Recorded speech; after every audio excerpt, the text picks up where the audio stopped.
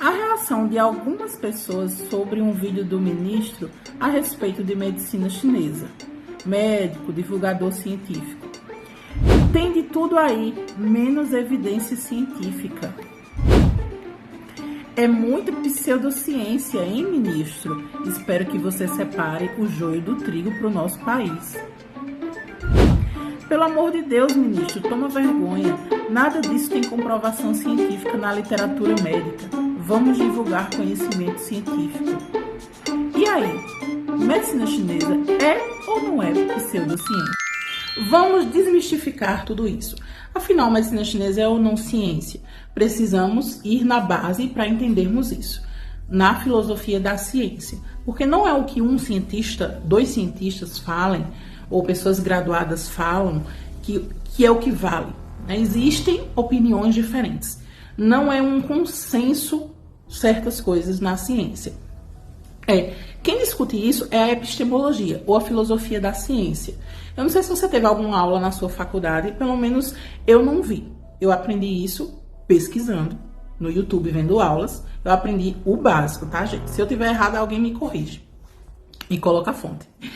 Bem, primeiramente, o que é ciência? Segundo Carl Sagan, em seu livro O Mundo Assombrado pelos Demônios, ele diz: a ciência é um processo de autocorreção. Para serem aceitas, novas ideias devem sobreviver aos padrões mais rigorosos de evidência e escrutínio. Então, ao longo do tempo, filósofos vêm discutindo formas de adquirir conhecimento e que esse conhecimento seja confiável. Existe, por exemplo, o conhecimento popular e ele é passado de forma oral, uma tradição oral, o que perde muitas vezes a sua análise mais crítica. Karl Popper é um filósofo que dá base ao método científico. E ele argumentou na sua obra A Lógica de Descoberta Científica que uma teoria científica deve ser falseável ou falsificável. Ou seja, ela deve ser possível testar e potencialmente provar que ela está errada. Por exemplo, se alguém diz que todos os cisnes são brancos, ao se achar um cisne de outra cor, já se refuta que todos os cisnes são brancos. Então, essa particularidade deve ser aplicada à medicina chinesa, à acupuntura, ou seja, conseguir falsear para poder entender se ela é um placebo total ou não. Aquilo que não puder ser falseável vai cair no campo da pseudociência. Esse mesmo filósofo, Karl Popper, fala também da problemática que é você delimitar o que é ciência e o que não é ciência.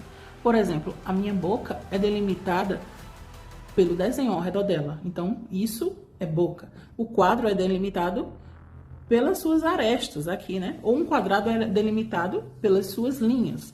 Então, como se delimita a ciência? Essa é uma questão que nunca teve uma reunião global de filósofos com cientistas para poder dizer sim, isso é ciência, isso não é ciência.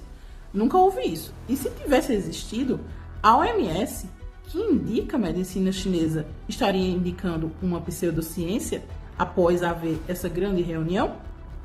Novamente, em uma obra dele, Conjecturas e Refutações, Popper diz que entender ou resolver essa questão, esse problema, é a chave para a maioria dos problemas fundamentais da filosofia da ciência, enfatizando novamente a falseabilidade. Então vamos lá, vamos pegar as principais técnicas. A acupuntura pode ser falseável? Sim, tem estudos que falseiam a acupuntura ao aplicar em pontos que não são o ponto específico de acupuntura. A farmacologia, as plantas medicinais, fungos, enfim, as substâncias usadas na medicina chinesa podem ser falseáveis? Sim, da mesma maneira que um medicamento é falseável no placebo duplo cego. Você dá para uma pessoa o medicamento em si e para o outro você dá farinha, açúcar, algo inerte. Então, da mesma forma, você consegue pegar os produtos da medicina chinesa e falsear como se faz com os medicamentos alopáticos. Outro ramo importante da ciência que não é muito falado é o empirismo. Empirismo, no livro de John Locke, Ensaio sobre o Entendimento Humano, ele diz que todo conhecimento vem da sensação ou da reflexão.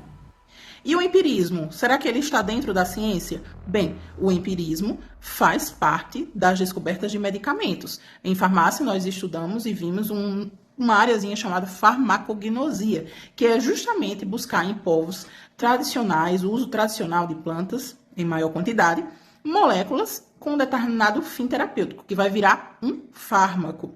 Pode ser da medicina indígena, pode ser da medicina indiana, pode ser da medicina chinesa. Tanto é que eles possuem grandes bancos de dados de moléculas que já foram analisadas, que já foram separadas de plantas. Eu vou colocar o nome de alguns bancos de dados enormes chineses que, por conta da medicina chinesa, isolam moléculas que servem para a pesquisa de fármacos. Quer ver mais 2 exemplos? A primeira vacina. O criador da primeira vacina olhou assim e pensou, nossa, e se eu der a secreção do peito da vaca para uma pessoa?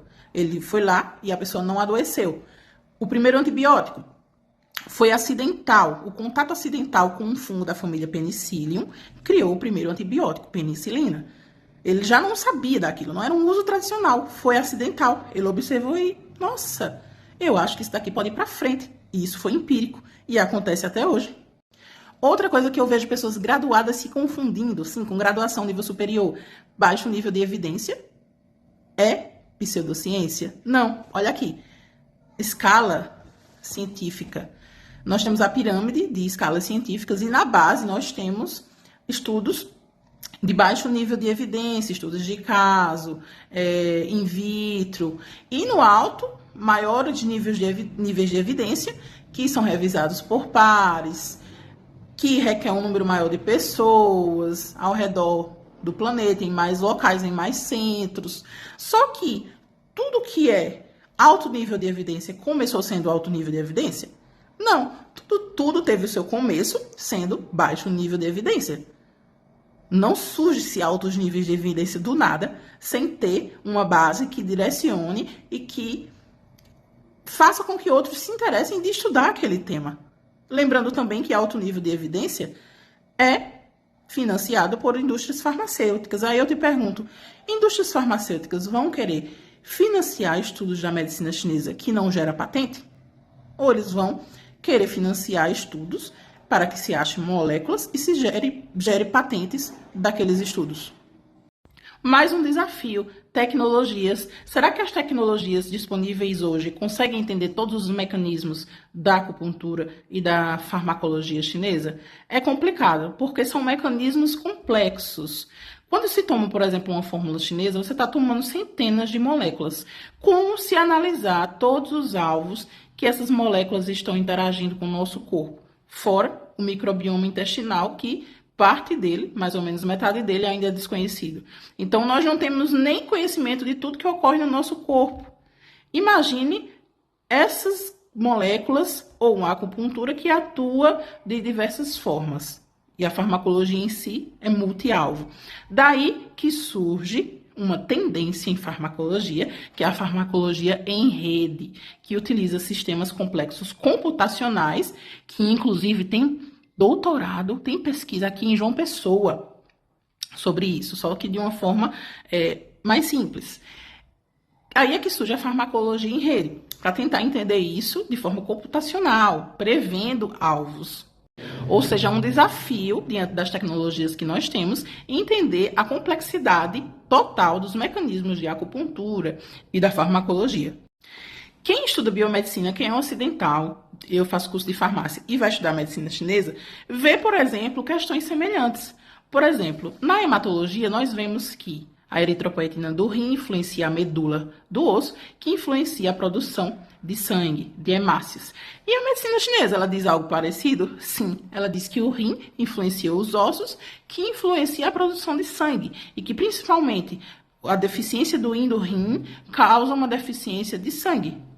Veja só como é semelhante. E como é que uma pseudociência tem graduação, mestrado, doutorado só na China? Não, não é só na China que tem pesquisas sobre medicina chinesa. Tem nos Estados Unidos, tem na Austrália, tem no Canadá, na Pacific Rim College, no Reino Unido, na Chulan College, tem também na Five Branches University. Como é que uma pseudociência tem graduações, mestrado, pesquisa na China e fora da China, principalmente. Resumindo, uma pseudociência resiste ao teste. Ela não consegue entrar dentro do método científico e ser analisada. Já a medicina chinesa, não. Ela já é analisada. Se precisa de mais pesquisas para se tornar cada vez mais, com o tempo e com o interesse da comunidade científica, se tornar de alto grau de evidência. Mas isso depende de interesses que giram em torno de patentes. E vamos aguardar que já temos um encaminhamento para isso.